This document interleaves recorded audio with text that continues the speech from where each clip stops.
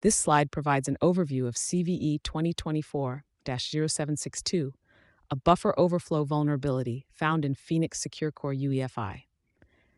This topic is crucial for InfoSec professionals, firmware developers, and system administrators. Our discussion will cover the specifics of the vulnerability, possible exploitation scenarios, strategies for mitigation, and real-world examples. By understanding these aspects, you'll be better prepared to address this vulnerability in your relevant field, ensuring the security and integrity of your systems. Let's dive into the introduction of CVE 2024-0762. This particular vulnerability has significant potential impacts that anyone in the field of cybersecurity should be aware of. It allows for local exploitation, which means that an attacker who has local access to the system can exploit this vulnerability to escalate their privileges. This escalation could lead to the execution of arbitrary code, thereby compromising the system further. The platforms affected by this vulnerability are notable. It impacts a range of Intel platforms using the Phoenix SecureCore UEFI, including Kaby Lake, Coffee Lake, Ice Lake, and others.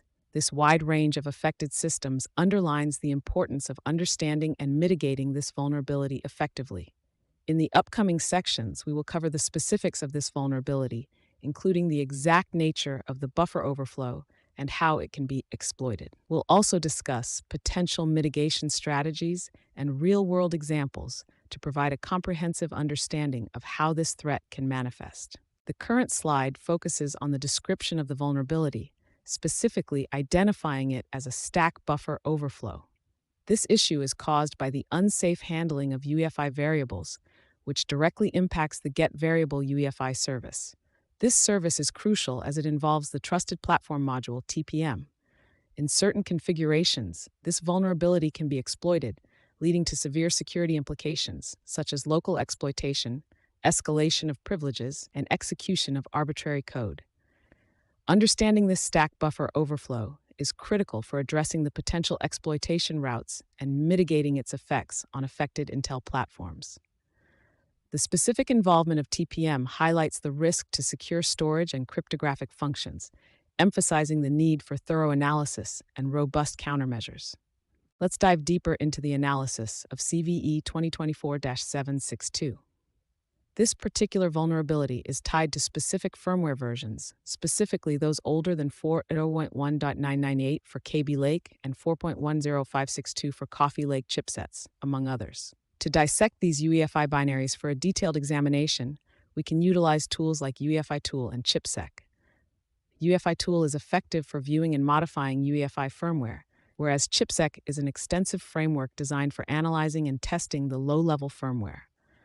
You'll see an example command here for using ChipSec. ChipSec main damtools.uefi.sct analyze-i. This command helps in performing a systematic analysis of the UEFI firmware. Another example command provided is chipsec util spy dump firmware.bin, which is used to dump the firmware contents, facilitating a more thorough inspection. By using these commands and understanding the firmware versions affected, you can effectively identify and analyze the presence of this vulnerability. Let's delve into the exploitation scenarios for CVE 2024-0762. This slide covers a few key exploitation methods you should be aware of. Local exploitation involves either physical access to the target system or having elevated privileges. This makes it crucial for organizations to secure physical access to their hardware and manage permissions rigorously. Persistent implants are particularly concerning because they can survive the reinstallation of the operating system. This means that the malicious code can continue to operate undetected even after a seemingly clean reinstall. The attack vector here primarily involves the manipulation of UEFI variables to trigger a stack overflow. This technique can allow attackers to execute arbitrary code at the firmware level, giving them a low-level control that is very difficult to detect and neutralize. Understanding these scenarios can help you better prepare defenses and respond more effectively to potential threats. In this slide, we're delving into a real-world example of a firmware backdoor known as Black Lotus. Eclipsium observed that this exploitation mimics tactics commonly seen in firmware backdoors. Attackers using this method can gain persistent control over the system, evading higher-level security mechanisms. Persistence here means that the attacker's control continues unabated, making it difficult to remove their presence from the affected systems. This case underscores the sophisticated nature of such threats and the crucial need for robust mitigation strategies. In this slide, we're transitioning our focus to mitigation strategies to counteract the threats posed by firmware backdoors. First, let's examine the response from Phoenix Technologies. They've taken proactive measures by releasing firmware updates explicitly designed to address and fix these vulnerabilities. Next, various vendors have sprung into action as well. Companies like Lenovo, among others, are issuing BIOS updates aimed at shoring up their defenses against these types of attacks. To maintain robust security, there are a couple of best practices we should always follow. Regularly updating your firmware is crucial. These updates often include patches for newly discovered vulnerabilities. Additionally, deploying UEFI Secure Boot adds an extra layer of protection by ensuring that only trusted software is loaded during the boot process. By adhering to these mitigation strategies, we can significantly reduce the risk posed by firmware backdoors and enhance the overall security of our systems. On this slide, we cover practical application tips for managing and maintaining your system firmware effectively. First, let's talk about system checks. It's essential to verify the firmware version you are currently using. You can do this by using tools like dmitigode or fwupd. For instance, running the command dmitigode-tbios will give you detailed information about your BIOS, while fwupd get devices can help you verify the devices that fwupd manages. Next, let's discuss updating procedures. It's crucial to follow vendor-specific instructions when performing firmware updates. Each vendor might have particular guidelines or tools, and ensuring you adhere to those will help minimize issues related to compatibility or performance. It's also a good practice to monitor vendor advisories regularly so you can stay informed about any new updates that might be released, addressing potential vulnerabilities promptly. Keeping your firmware up to date and following these practical tips will contribute to a more secure and reliable system environment. In conclusion, we have covered the critical nature of firmware vulnerabilities and the significant impact they can have on system security. Keeping firmware up to date is crucial to protect against potential exploits. Collaboration between researchers and vendors plays a vital role in identifying and addressing these vulnerabilities promptly. Moving forward, it's essential to stay informed on the latest firmware vulnerabilities through reliable sources, such as vendor advisories and security blogs.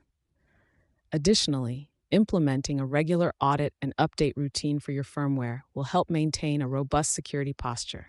Make sure to incorporate these practices into your workflow to minimize risk and enhance system integrity. Now that we've discussed the importance of understanding firmware vulnerabilities and maintaining up-to-date firmware, let's dive into some valuable resources for further reading.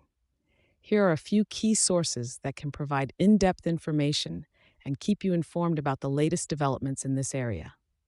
1. Phoenix Technologies Security Advisory.